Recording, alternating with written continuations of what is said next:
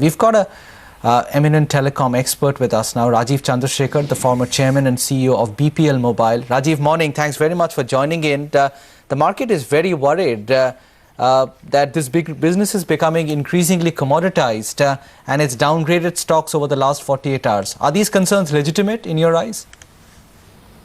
Yeah, and I think so. I think, I don't know the stock market dynamics of telecom, but, from somebody who's observed the telecom sector over the last few years, I think there is a fundamental shift in the dynamics of the sector in itself. We are going from a model where there were 2 or 3 well-capitalized, strong players in this market, the Bhartis and the Vodafones, to a market where now we will have, most likely 6-7 players, all very well capitalized, all very strongly positioned to take an incremental, high market shares in the incremental market.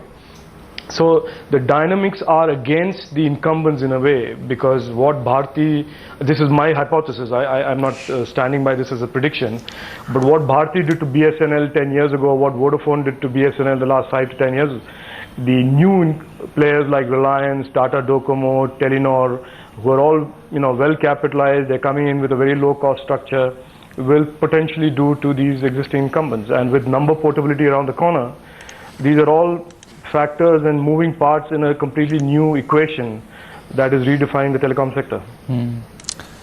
Are you saying that the emerging or the new entrants will then probably set the tariff benchmarks and incumbents will have no choice but to react to that, and in doing that their whole earnings and margin profile might actually get dragged down significantly?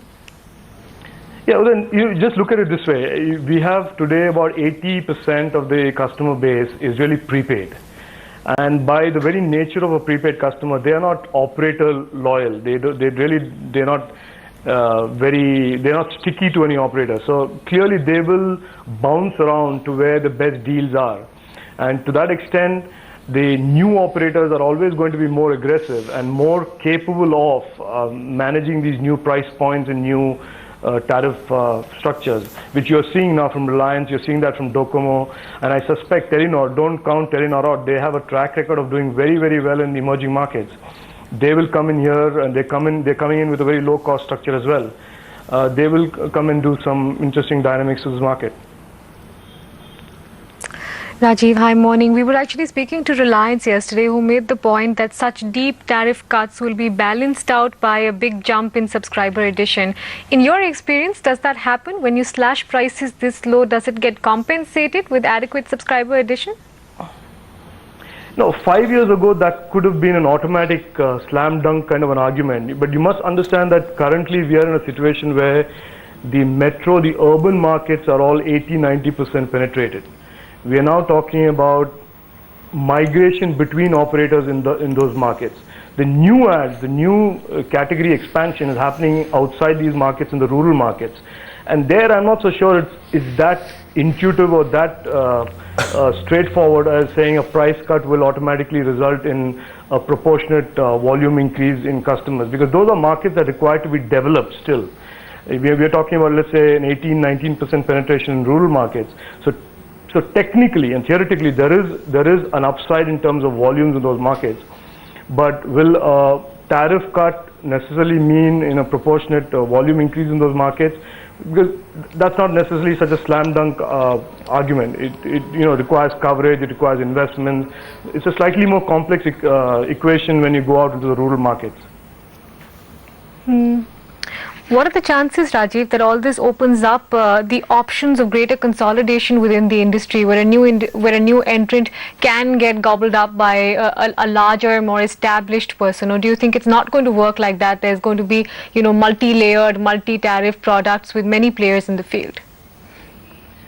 Mitali, consolidation really, you guys are the experts on this, and I've just experienced a bit of it. Consolidation really is driven by, differential levels of capitalization, need for capital, and sometimes it is that kind of, those are the dynamics that drive consolidations. Currently, we have a situation where most of these 10 to 11 players per circle or per market are all reasonably well capitalized. So you have Telenor Unitech, which are, they're coming in with some big amounts of money. Then you have Tatas, then you have Reliances, then you have Vodafone, you have Idea, then you have Airtel. None of these guys, and you have BSNL. So none of these guys are right now screaming for capital, and that clearly will not be the reason for them to consolidate.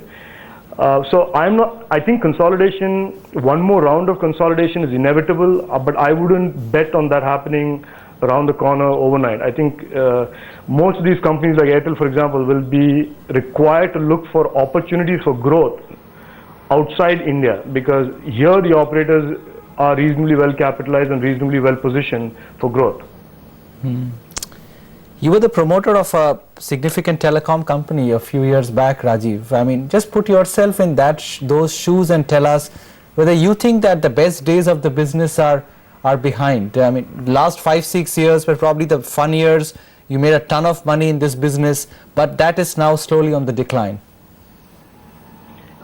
I've argued this case for a while, Udayan, that I think the best days for incumbents like Bharti, Vodafone, and BSL and Idea are kind of behind them. This is my take. Because they are going to be confronted with a market structure which they themselves experienced to their advantage 5-7 years ago. They will be facing the Docomos, the Reliances, the Unitech, Telenors of the world, who are aggressive, who will come in here with low cost structures and with number portability as a tailwind behind them, be in a position to grab market share from the incumbents. So I think I would argue that the best days in terms of margins, the best days in terms of cost of acquisitions, those may be over. But that is not to say that the market still will not grow. I think the market is only about 450 million subscribers, and it is expected to be about 800 million by 2013. So there is considerable headroom for growth in the market, but it will be smaller pieces of the pie for each one of these operators and more expensive pieces of the pie.